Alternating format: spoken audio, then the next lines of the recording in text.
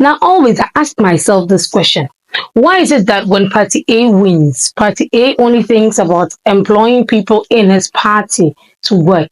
And when Party B also wins, he also thinks about doing the same. Why can't Party A and Party B decide to come together and work? Because people, the elders normally say two heads are better than one.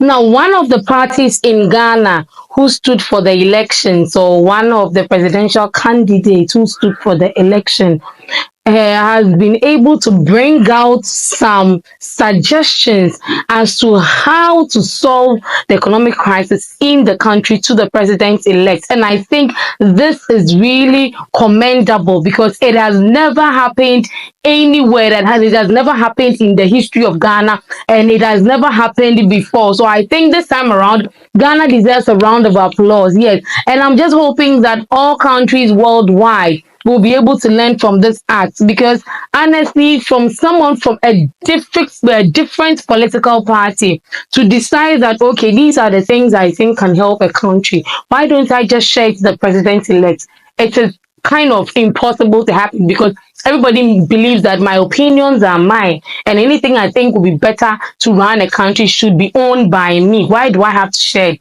But this man, Alan Kyeremanten, has been able to gather this information into a book form and has submitted it to the president-elect. Wow. And I think he really needs to be commended on this good work that he has done. So, hey, people, let's all learn from it, because two heads are always better than one, and you can't know everything in this world. So I'm just hoping that this time around, when they are going to be nominate or appoint people into some kind of positions, I hope we are going to mix it a little. It's not going to just be on Party A or on Party B. We're just going to spice it a little by mixing people from different backgrounds, because hey, everybody has got something to share. I'm here this afternoon together with my team, first to congratulate you and to commend you for your emphatic victory in the just ended general elections. It is clear from the results that you put in a lot of effort, and you've been handsomely rewarded in that regard. I'm sure many Ghanaians are not aware that although we belong to different political persuasions, that we've had very good fraternal relations for many years, based on mutual respect and shared common values, and indeed also our commitment to serve our nation in humility. I am aware that you've already had the opportunity and privilege of occupying the high office of president of our country, and so you are already keenly aware of the demands of this job. However, as a brother, maybe I should use this opportunity to offer a little bit of advice.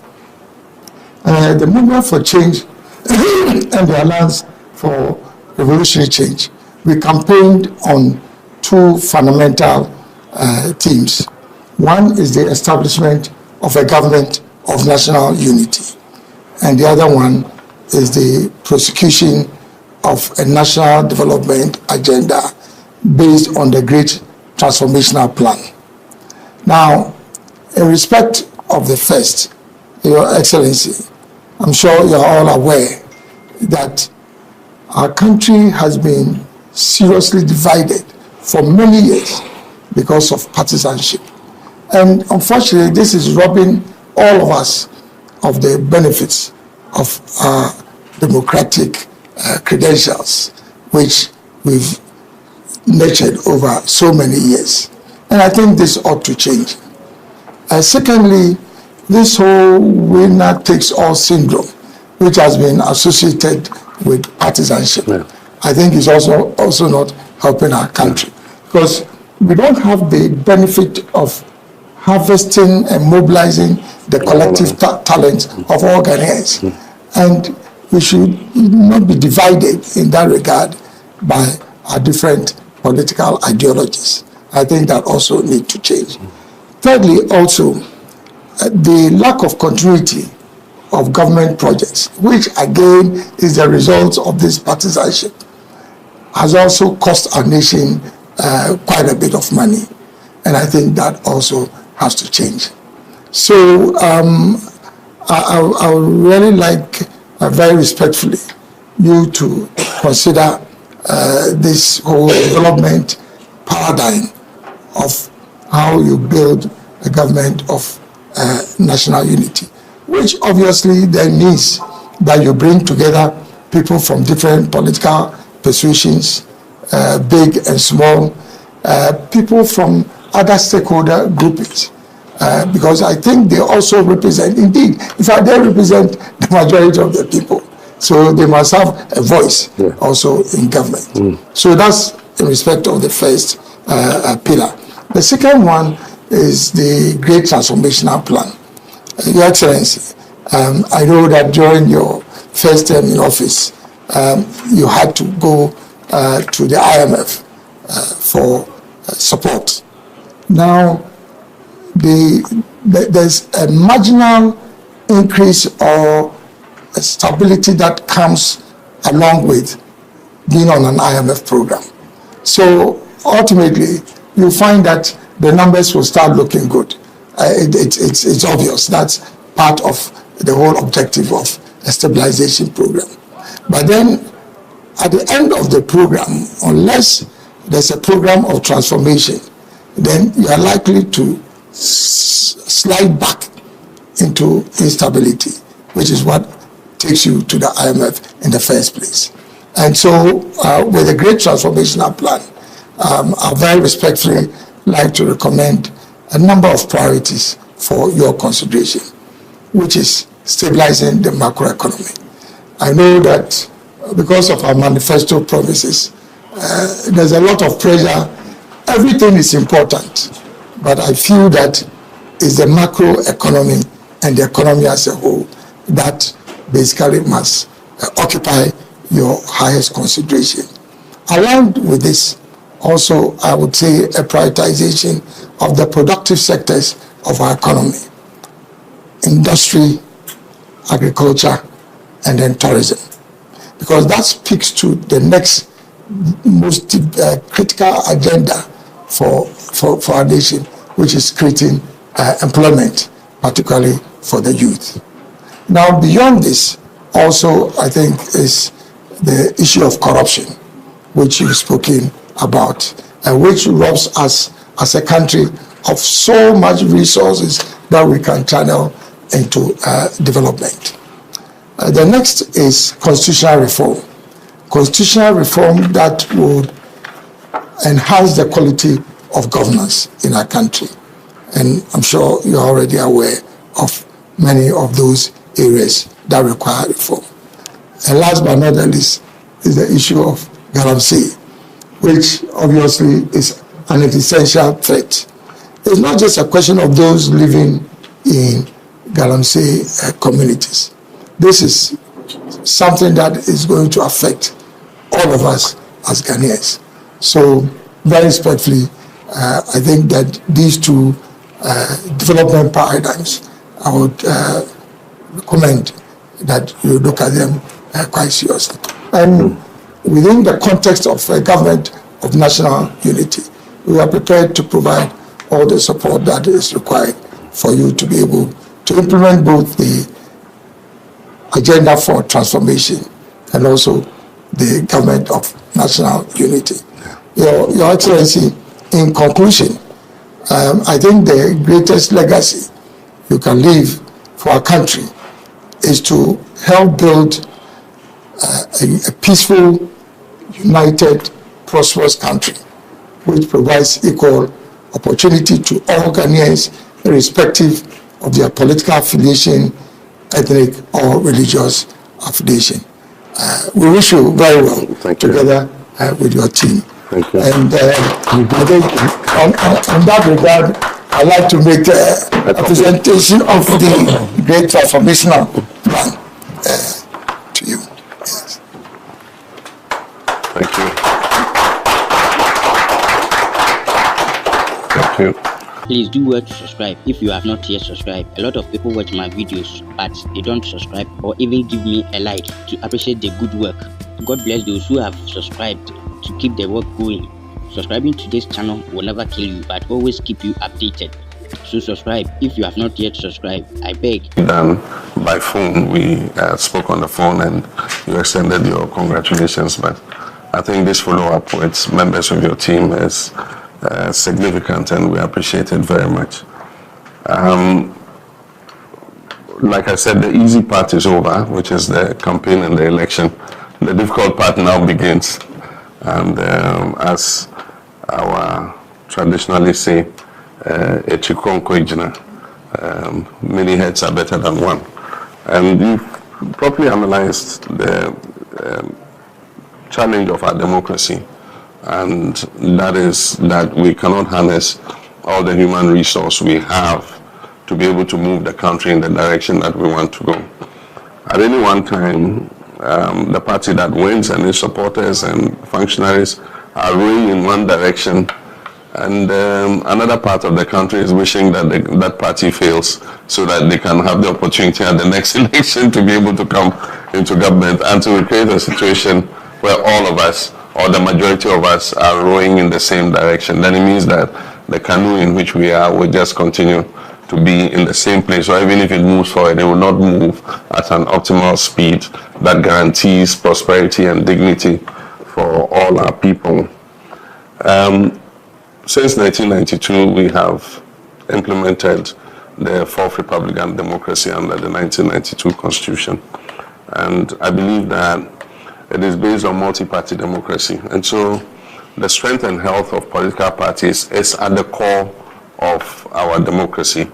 And so one would, even though we're opponents, wish that, the parties that are on the other side of the divide are healthy, and that, they also have their democratic systems working, and that they contribute their quota on whichever side of the divide, government or opposition, they contribute their quota to national development. So we can't be happy with the current situation in the NPP, and I hope that they'll quickly recover from this dramatic loss that they have suffered, and then put their act together. We could see it coming, and I've been in politics long enough to realize that there was something wrong in the NPP. I remember clearly, and some people have played it over again, our friend Mustafa Hamid, who was advising me at the time that if you reach a stage where you cannot be advised, then there's something wrong with life. I think that unfortunately he didn't have that same advice for the leadership of his party, because it got to a point where democracy in the NPP really, was not what we've been used to and what we all knew, and so it was obvious that they had become tone deaf in terms of what was happening in the country. People's complaints and all that, I don't think that it really penetrated, because this was the easiest election to predict. They should have seen the loss coming. I saw Vice President Barumia saying that they are disappointed because they had worked hard enough, and so they thought they were going to win. It was obvious that they were going to lose this election. That meant that they were not in tune with the reality on the ground. We know that there have been some issues that led to your leaving the party, and there have been other things that have occurred over the years. I think that sometimes disruption is a good thing, because then it allows a new beginning. And so I think that all the strands that belong to that tradition, should find a way of putting the pieces together, reconciling, and seeing how the party can be rebuilt so that it continues to be a viable vehicle for sustaining our democracy. I'm happy you've spoken about the issues to do with the challenges of our democracy, and they are all too obvious. You mentioned the winner takes all, and we have a system where certain vulnerable groups are not as well represented in our political system as they should be. And so it's something that we need to look at. Luckily, we have the opportunity to look at the whole 1992 Constitution again. It's been crying for a review, and I remember Professor Mills made quite some movement towards it. I tried to continue, but I hit a stumbling block when somebody took us to court. By the time the issue was resolved, we went into an election year. It was not conducive to continue, so we decided to leave it to the next government. I'm aware that President Akufo-Addo's government had a committee working on something. Chairman Sabusu's committee, there's a report or something. We want to take all this, including the constitutional review report, which was chaired by Professor Fiadio and his team, and then the work of the Constitutional Review Implementation Committee, including the white paper and whatever the Chairman Sabusu committee worked on.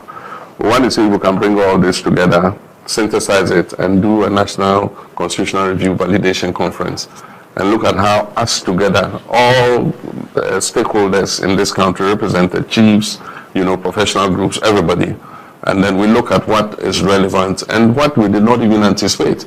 At the time we did a constitutional review, we didn't realize that a time will come where there will be an impasse between the Supreme Court and Parliament about vacancy of seats and all that. But these are things that come with practice of the Constitution.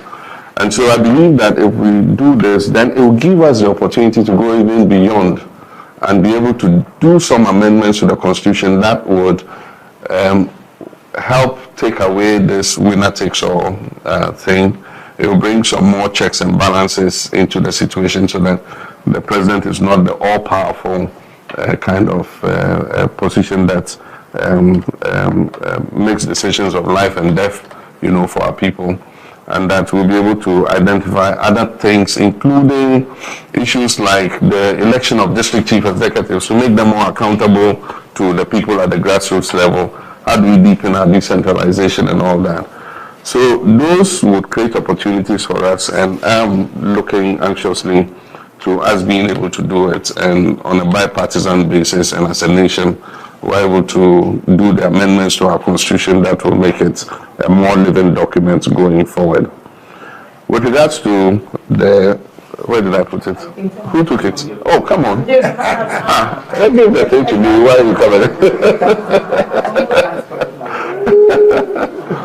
With regards to the Great Transformation Plan, I think that it falls almost in line with our reset agenda, because after several years we think that there must be a reset, and that is equal to talking about transforming the way things have been done. Because like we said, we'll go to the program, macroeconomic stability is restored, the CD is fairly stabilized, but that is superficial. At the bottom of it is the transformations that we need to do in order that stability is sustainable. And that is what we've not been able to achieve. The last time I was looking at a map showing the imports that we make into this country. I'm sure it was on social media, everybody saw it. And hundreds of millions of dollars every year just go to create employment for other people. In the area of tomatoes, take tomatoes. I don't know how true it is, but I can't believe that we're eating $1 billion of imported tin tomatoes. It's not possible. We need to interrogate those figures, but whatever it is, I know that a huge amount is going into importation of tomatoes, something that we have a comparative advantage to produce into rice, into vegetable cooking oil, into many things that, if we put our mind to it, we can produce. And that's why, for me, agriculture and agribusiness, agro-processing is going to be one of the number one focuses. We pay lip service to giving support to farmers. We bring subsidized fertilizer, half of which gets smuggled to our neighboring countries anyway. And the real farmers who need the fertilizer don't get it. And so how do we use a system that identifies them and makes sure that if government is targeting them with subsidies or with any assistance, it goes to those who are actually the farmers and not to political party apparatchiki. So those are some of the things we need to look at, and that's why we're thinking of farmer service centers that have a catchment area that registers all the farmers, measures their farms, know what they're growing, And at the beginning of every farming season, if government has any support for them, we have mechanization services, tractors, fertilizer, all the agrochemicals that they need. And they just go to their farmers service center. They are registered there. We know their farmers. We know the acreages that they produce. And then they're able to get the support that they need. But over the years, we've left the value chain. Once the farmer produces, he is on his own. I know because I'm a farmer myself.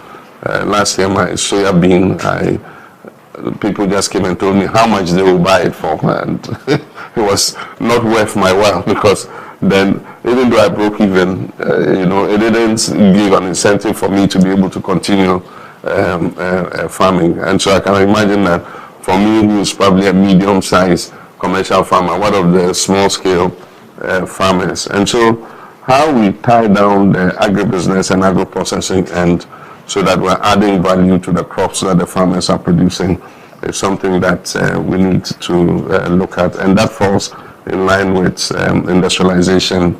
As you have said, you have been in that ministry before, trade and industry.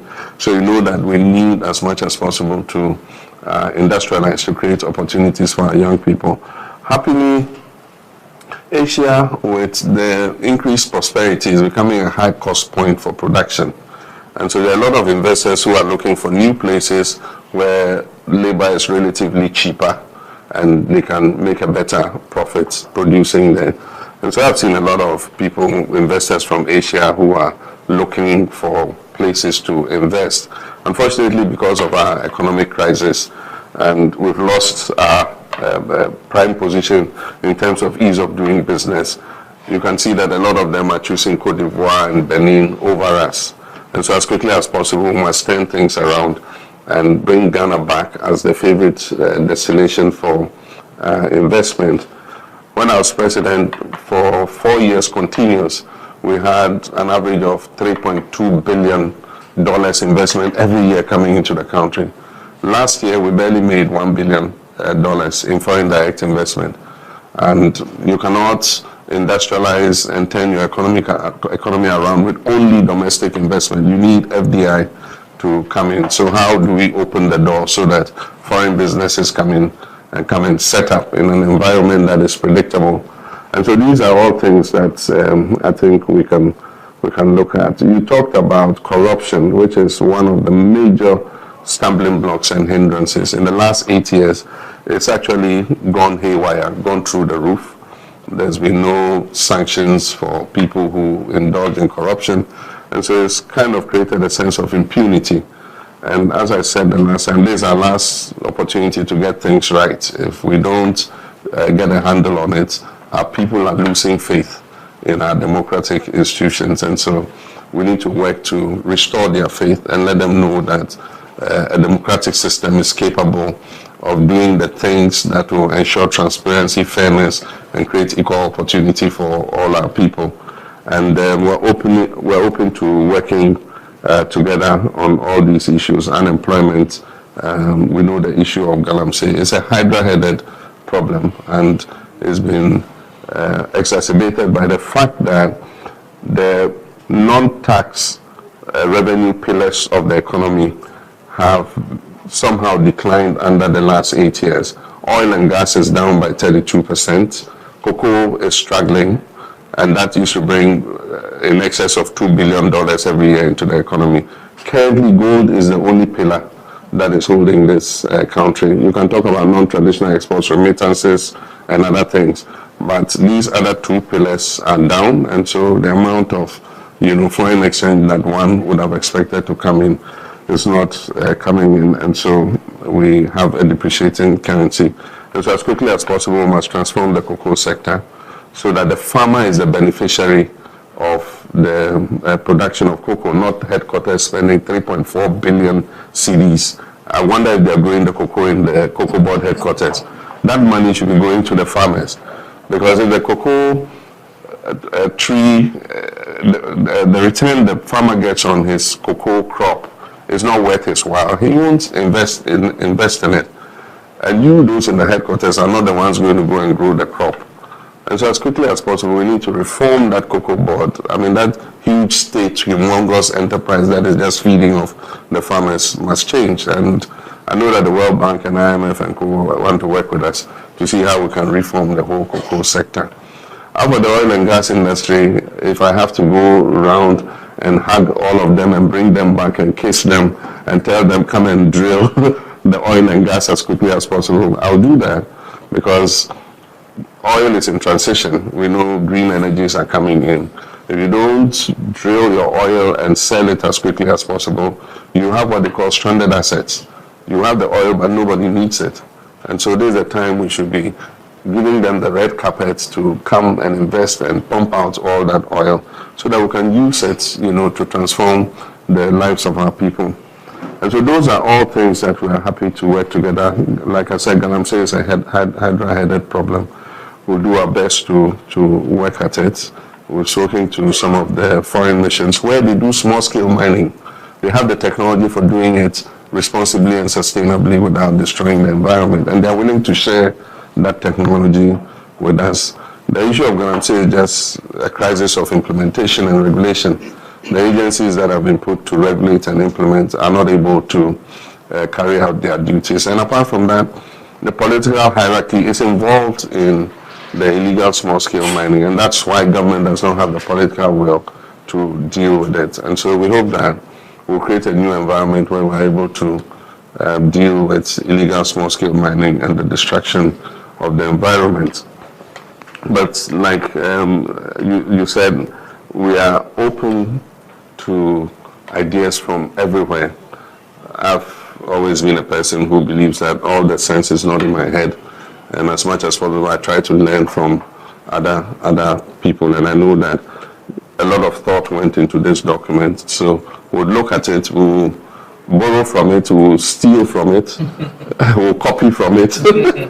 Whatever is positive here, we're going to take and add to the reset agenda, and you can be sure that we'll give you credit for whatever we've taken out of it. But I think our ideas are the same, and so we have an open door. As you said, you and I have known each other for a very long time, and your name is quite resounding in Ghanaian politics. You're a stalwart of Ghanaian politics. I don't think that your political career is over. I'm sure there's still a lot more you can contribute to your nation, and we'll all work together. This is my swan song, my final term, and we'll work together to lay the foundation so that the next generation eventually can take it up and continue. So I thank you once again for this cordial visit. Please don't forget to subscribe, like, and leave us a comment in the comment section, and we'll be happy to see you next time.